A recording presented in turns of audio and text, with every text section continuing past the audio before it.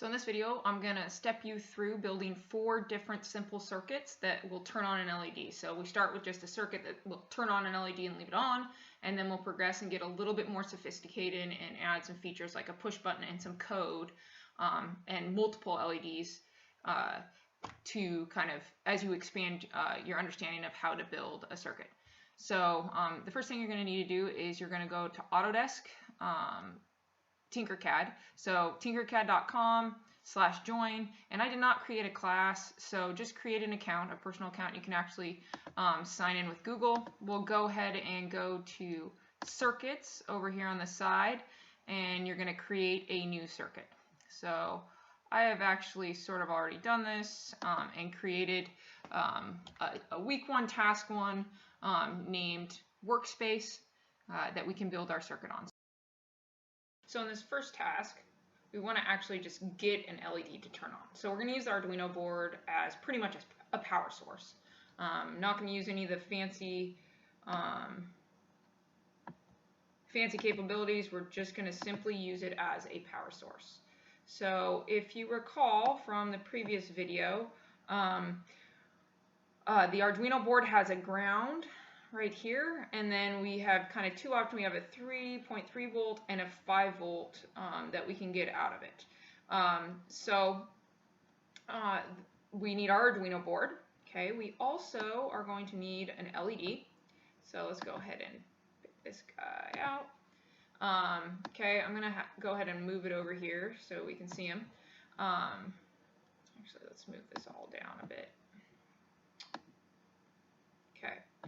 So here is our red LED. Let's just keep it red for now. So we talked about the legs of the LED being different. One of them's longer than the other, and here the longer one is bent a little bit. Okay, so the anode, we want to connect that to the positive. That's the positive lead. So we're going to connect that to our power in this case, and then we're going to connect the cathode to the ground. So the way you connect with wire, you just kind of click. So we'll click on the ground. I'm going to click here, and to make it somewhat neat, you can click to add bends in your wire. Typically, you will see the wire connected to ground being black. So let's go ahead and make it black. And then we are going to connect the other end. Will need to be connected to power. However, you may recall that I mentioned if you just set this guy up like this and try to run it, if we started the simulation, first thing, let's make our hot wire, the one that's connected to power, a lot of times they'll make it red. You'll make it red. So here we go, there's our hot wire, and let's go ahead and start the simulation. Ooh, and we get an error. Current through the LED is 206 milliamps, while the absolute maximum for this LED is 20 milliamps. Okay, so we said in the previous video, the way we solve that problem is we add a resistor in there. Okay, so let's go ahead and bring a resistor out, and I'm going to connect, instead of connecting directly to the LED, let's connect to the resistor, and then we'll put a resistor in here and turn that red. Okay. So now we have our resistor in there, and we didn't really pay attention to the resistance when we put it in there, but the default is 1 kilo ohm. So right now we have a 1 kilo ohm resistor in our circuit. So here's where you can use Ohm's law to help you figure out what the resistance of your resistor should be. Okay, if we run this simulation right now, we'll see that the LED lights up, but it's pretty dim. Okay, so you can actually adjust this resistor. Let's stop this simulation. You can adjust this resistor and bring its resistance down. Let's make it 500, and we'll have to change kilo ohms to ohms, so we'd be making it more resistance. And let's bring it down even further. Let's bring it down to 100. Okay. Start simulation, and I'm just I'm just guessing and checking and seeing if, okay, I don't get an error message, so that means it's under 20 milliamps still, but it definitely looks brighter. So your challenge for this task is to figure out the resistance that you need in order to have exactly 20 amps of current flowing through your LED. Or 20 amps, that's way too much for it, 20 milliamps. Remember it said that this LED has a maximum of 20 milliamps that it can handle. So let's go ahead and, let's delete that, and I'll show you, escape. Okay, so we have actually a multimeter in here that we can pull on out and use. So multimeter, this is a circuit that is in series, correct? So if it's in series, that means there's the same current in the whole loop. So we can actually connect this multimeter right here. Okay, and we don't want it to be measuring voltage, we want it to be measuring amperage. Okay, and let's go ahead, and now our current is going to be flowing through here. It's going to be flowing through the ammeter, and we'll get a reading for the amount of amps that are flowing through this loop of the circuit. So if we start simulation, we'll see that with this, 100 ohm resistor, we get 12.9 milliamps. Okay, so again, your task is to figure out what resistance do you need in this resistor so that you have exactly 20 milliamps, kind of the maximum for this LED flowing through the circuit. It's time for task 2. In task 2, you're going to basically be putting the circuit that you made in task 1 on a breadboard. So we have our Arduino, and let's go ahead and search on the side here and pull out a breadboard. So here's our Arduino, here's our breadboard. I'll zoom in on the breadboard. So with the breadboard, you have rails on the side, and it even gives you a minus sign telling you that you should probably connect ground there, and your power source should probably be attached here at the plus sign or at the other end over here. But these rails, all of these little pinholes are all connected electrically. So if you were to plug something in here and then something down here at the other end, those are going to be electrically connected, and it's like they're all connected with one wire. Same goes here. These 5 are all connected here. So again, that's like putting them together, soldering together with wire. But breadboards are nice because you can prototype things, and if you mess up, you can easily fix it. But your project will stay together on a breadboard. But it's easy to change. So let's look at our Arduino. A couple things I forgot to mention when we were talking about task 1. You also have, and you may have noticed this, you have ground over here, 2 different grounds. So let's go ahead and actually use a ground from this side. Okay, and we're going to attach it right here to ground on this rail. And let's make that black since it's attached to the ground. Okay, and then we're going to go, let's do 5 volts this time. Last time we did the 3.3. Let's go ahead and attach, let's go ahead and do power down there. So we'll make that red. Okay, so now we have our power supply is connected to this rail of the breadboard, and then down here we have the ground. So our LED, let's grab our LED, and I actually want to make it, let's go ahead and make this guy a different color. So let's make it blue. Okay, so again, if we look at the little legs right here, is our anode, so we're going to have to attach our power supply on this end, cathode right here, so that will connect to ground. So when I put my LED into the breadboard, I need to be straddling 2 different rows, okay, because you don't want your anode and cathode of your LED to be connected electrically. Okay, you won't have current flowing across. Okay, so I've connected my anode, which needs to be my hot wire connected to that side. So let's go ahead and add a wire connected there. When I click there, I form a wire that then can be connected over here to the hot wire or the power source. And in this case, it's 5 volts or about 5 volts. Usually it's not quite 5 volts.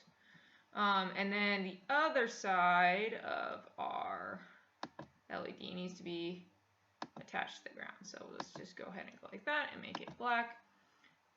Okay, but you will quickly realize that the same scenario that happened last time, if I try to start this,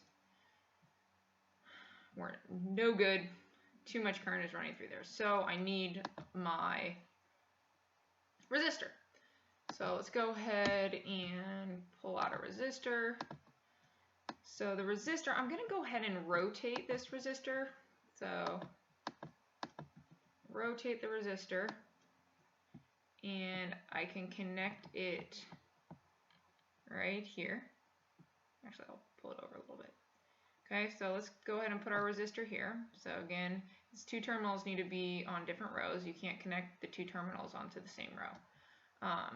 So let's go ahead and connect our wire. Got the positive. And we'll connect from here. We can connect over to anything in that row. We'll connect, and then I gotta change the resistance in my resistor. I think I remember from task 1 that will do. It won't be as bright as it can be, but that should work. And let's go ahead and start the simulation. Okay, so, oh, we're actually using 5 amps. So take a look. This is actually too much current flowing through.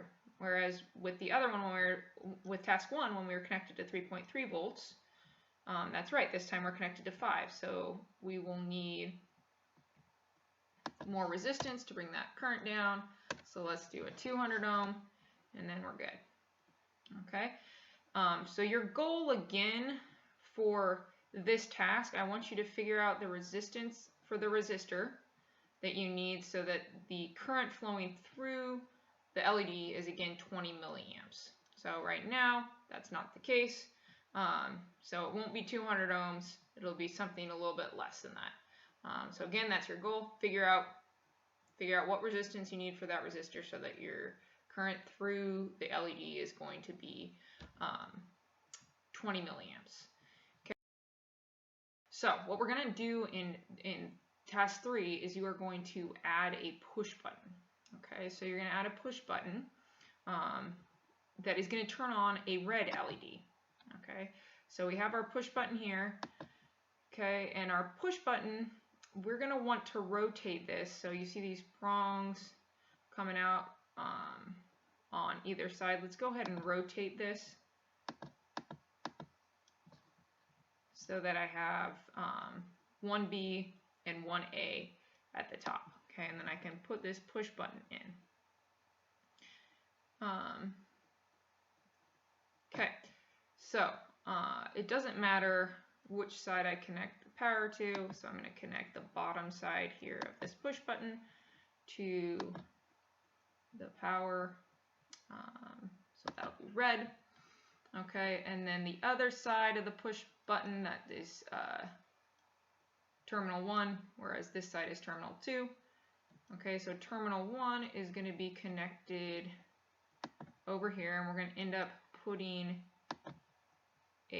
another resistor in, because we need a resistor if we're going to have an LED. And let's give this a resistance of 150 ohms. Okay, and then we need our LED, and this one's going to be red, so I don't have to change the color. Oops.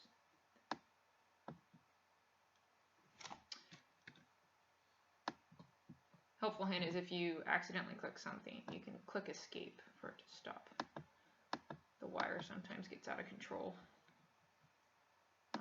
So let's go ahead and remember we need this to straddle 2 different rows. So we have here to here, and that's my anode, so that's good. I'm connected to power on that side, and then the other side, I'm going to go all the way over here and connect to ground and make that black. So they show its connection to ground. So right here I've kept green in between my components in each part of my circuit. So let's go ahead and see if this works. So I'm going to go ahead and start the simulation, and then I'm going to push my button. Cool. So I got the red light to turn on. If you press shift and press the button, then the button will stay like you're holding it down. I'm going to press it again to turn it off. Okay, so that is task 3. Actually, so that I know when you take a screenshot of this that it's yours, if you press this comment, oh, I have to stop the simulation. You have to stop the simulation first, folks. Stop the simulation, click the annotation, and then you can write your name. And then you can give that to me on Google Classroom. Okay, task 4. We're going to actually adapt our circuit from task 3 so that we can control it with the Arduino. So the first thing you're going to have to do is you're going to have to delete your, at least your power supply from down here. You can keep the ground there if you want. But I got rid of the power supply down here that was going to this rail, and we're going to make 2 connections up here to our breadboard. So we're going to connect pin 13 right here all the way over to this rail over here. Okay, so anything that is connected over here on this rail will receive some instructions from pin 13 as to what to do. Okay, pin 12 is going to be connected on this side of your breadboard, and pin 12, whatever you tell pin 12 to output, will communicate with anything that is on and connected to this rail right here. So, oh, and make sure that you have your ground connection. Again, it doesn't matter what pin it's coming from, but as long as you need a ground connection somewhere. Okay, so what we're going to do, I color-coded pink here, so let's go ahead and actually change this one to pink just so we have the same color coding. So we know that our blue LED is going to get input, or it's going to receive the output from pin 13. Okay, so we're controlling the blue LED with pin 13. Okay, pin 12 is going to communicate with our red LED.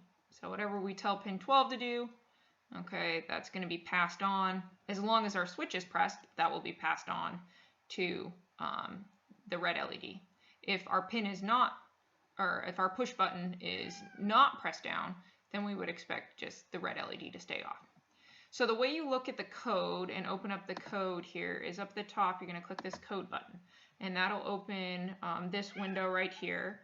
So if you have anything in this window, sometimes there's like kind of just the standard code they have, like maybe a little bit of block code. You can go ahead and get rid of it. We're not going to use that. So go ahead and go to output, and we're going to, actually let's not use that one. Let's use set pin. Okay, so we're going to set a certain pin number. So let's actually start with figuring out what we want to do. So I think what would be kind of fun, let's make the blue LED blink and the red light just turn on as long as we've pressed the push button. So in our code, we have set pin 12. We're just going to set pin 12 to high. Okay, so let's see. We can maybe even check that and start our simulation. Okay, nothing's going on with blue, but if we press that, then our red LED comes on. So that looks good. That's doing what we wanted it to do. Okay, for pin 12 though, or pin 13, the one that's going to be connected to our blue LED, we actually want it to be high for, let's say, a half second. So if we want to go less than a second, let's go to milliseconds. And 0.5 seconds would be 500 milliseconds because there's 1,000 milliseconds in a second. Okay, so it's going to set pin 13 is going to give its 5-volt output for 0.5 seconds. Okay, and then if we want it to flash, we need to turn it off. So we're going to do output. set pin, and we'll pick 13 again. To low. And then let's control that, and if it's flashing, we'll do it again for the same amount of time. Let's do 500 milliseconds. Okay, and let's see if that works. Okay, so let's start our simulation. And sure enough, we have a blinking blue LED. And then when we press our push button, our red light comes on.